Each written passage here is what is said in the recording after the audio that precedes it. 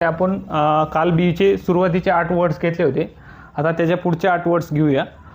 तर याच्यामध्ये आपण एची सिरीज कंप्लीट केली आहे. आता बीची सिरीज चालू आहे, जे की वर्ल्ड पॉवर मेड इझीच्या सिरीजमधून आपण घेतो आहोत.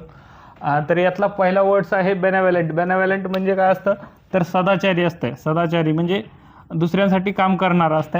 त्यालाच जनरस म्हणू शकता किंवा काइंड, डुईंग गुड डीड्स म्हणजे चांगल्या गोष्टी करणारा. आणि दुसरा आहे त्याला विरोधार्थी क्रूअल, म्हणजे असा क्रूर असा. मीन्स म्हणजे पण क्रूअल असतं. सेल्फिश म्हणजे स्वतःसाठी बघणारा.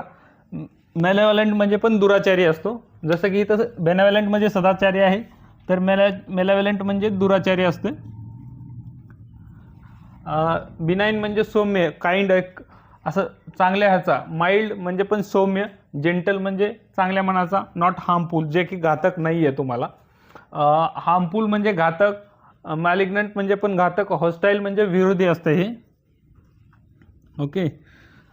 बिक्वेस्ट म्हणजे देणगी किंवा वारसानुसार मालमत्ता मिळणे किंवा भेटणे असते.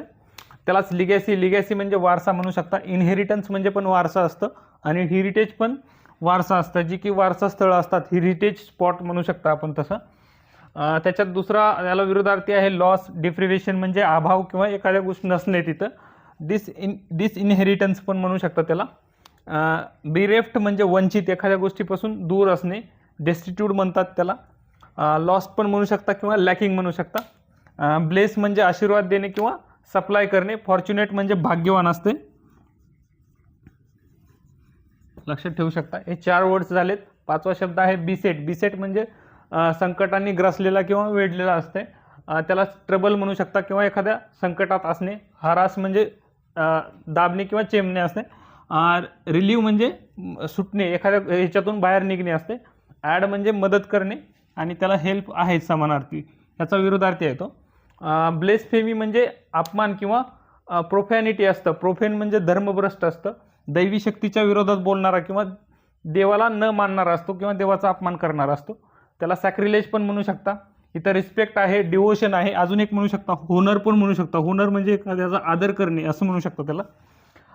7वा शब्द आहे ब्लॅटंट. ब्लॅटंट म्हणजे निर्लज्ज किंवा एखादी ठळक गोष्ट, ज्याला आपण ब्लॅटंट म्हणतो. त्याला समानार्थी आहेत ऑब्वियस. ऑब्वियस म्हणजे स्पष्ट दिसणारं. कॉन्स्पिक्युअस म्हणजे उल्लेखनीय. उल्लेखनीय त्याला इव्हिडंट पण म्हणतो आपण, एकदम चांगल्या पद्धतीचं. क्लिअर. लुसिड पण म्हणू शकता इथं. क्लिअर. त्याला अँटोनिम्स आहेत हाईड, हिडन, इनकॉन्स्पिक्युअस, बिलाइट किंवा हानी म्हणू शकता. बिलाइट म्हणजे नाश किंवा हानी म्हणू शकता, जे काही स्पॉइल म्हणू शकता, एखादं जळालेलं असं. डॅमेज म्हणू शकता. रुनेड म्हणजे नष्ट होणे आणि डिस्ट्रॉय तर आहेच त्याला. डिस्ट्रॉय म्हणजे पूर्णपणे नष्ट होणे. त्याला अँटोनिम्समध्ये आहेत इम्प्रूव्ह, बेनिफिट किंवा प्रॉस्पर. प्रॉस्पर म्हणजे काय असतं, तर समृद्धी असते, एखाद्या गोष्टीची समृद्धी होणे असते त्याला. तर अशा प्रकारे हे 8 वर्ड्स झालेत. आता तुम्हाला परत एकदा फक्त शब्दाचा अर्थ मराठीत आणि तो वर्ड सांगतो. बेनेवलेंट म्हणजे सदाचारी.